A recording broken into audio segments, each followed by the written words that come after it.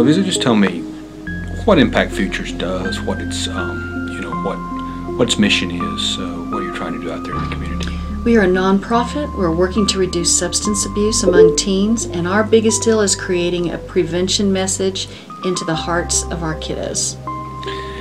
Your point of emphasis has been lately middle school and smoke shops. Talk about targeting middle school kids and why that's important.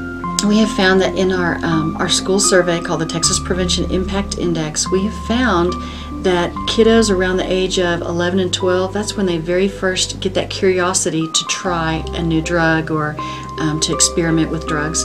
So if we don't get that prevention message out to them, then we're going to be putting the Band-Aids on when they get in high school.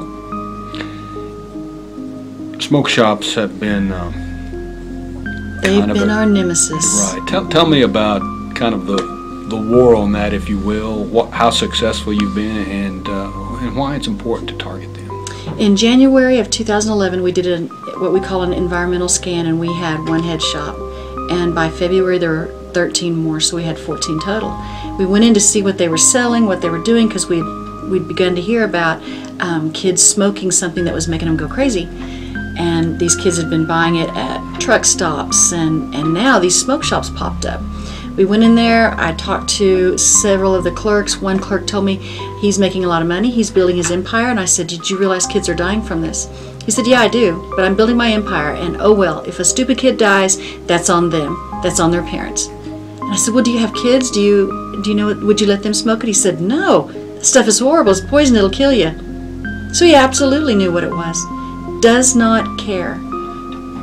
I went to another shop, they were making, he said, we usually pull in about 30 grand a day because we sell it cheap. It's cheaper than weed, and it can't be picked up in a urinalysis. We know that now that's not true. Now it can be picked up because they've identified, the DEA has identified the different chemicals that have come out and that are in it. And what kind of impact has been made over the last several months or year or two in terms of reducing the number? I think working with our law enforcement and with our parents and with the churches that we have, we organized basically a movement to go to these places and just annoy them. And 9 of them have closed. There are only 5 more now that are selling there. They are all in Potter County, and so they are our biggest target right now. One of them did just get evicted. The landlord decided that he actually wrote in on the eviction notice an other box, and he checked it and said, we have decided to not renew your lease. So that to me is a big deal. This same landlord is the one who said in 2008 in I think it was a Globe News interview, he said, I don't believe in the hear no evil, speak no evil, see no evil. I believe that this is our community and that we all need to do something about it. If you see something bad happening, stand up for it. And instead of people sitting around, and I hate to be mean, but instead of sitting around on your couch and griping about how bad everything's getting, put feet to your words.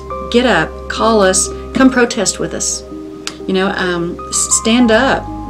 Talk to the folks in your schools. Talk to your PTAs. Talk to the teachers. Talk to other parents. Talk to your neighborhood. Walk around and say, man, this is stuff that's really evil. Please do something about it.